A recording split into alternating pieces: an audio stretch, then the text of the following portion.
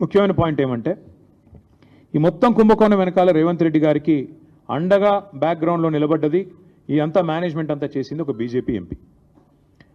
ఆ BJP MP గారికి ఈయన కూడా కొంత అనుచితమైన లబ్ధి చేకూరుస్తున్నారు రాష్ట్ర ప్రభుత్వం ద్వారా. ఎందుకంటే ఇక క్విడ్ ప్రోకో కదా, నేను ఇది చేస్తాను నాకు అది చేయాలి, అది జరుగుతూ ఉంది ఇప్పుడు.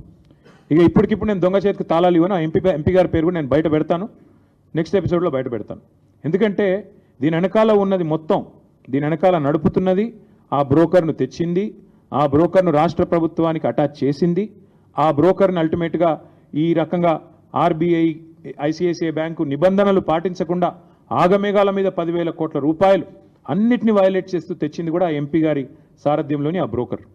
ఎందుకంటే అంత స్ట్రాంగ్ బ్యాకింగ్ ఉంటేనే యూనియన్ గవర్నమెంట్ది ఇంత వేగంగా డబ్బులు వస్తాయి. లేకపోతే 10 రూపాయలు పుట్టాలన్న సామాన్యుడికి దేశంలో 10 రూపాయలు బ్యాంకు నుంచి రావాలంటే 10 క్వశ్చన్లు కాదు 100 క్వశ్చన్లు అడుగుతారు. ఒక లోను శాంక్షన్ కావాలంటే హోమ్ లోన్ మీ అందరికీ తెలుసు, అందరికీ ఉండే ఉంటాయి ఇక్కడ లోన్లు. హోమ్ లోన్ శాంక్షన్ కావాలంటే ఎన్ని పేపర్లు దస్ఖత్ పెట్టాలి? అట్లాంటిది 10,000 కోట్లు నీది కాని భూమికి కూడా ఇచ్చినవాడు నేరస్తుడా కాదా? ఇంకొక మాట, ఇక్కడ బీకాన్ ట్రస్టీషిప్ కానీ టీజీఐసి కానీ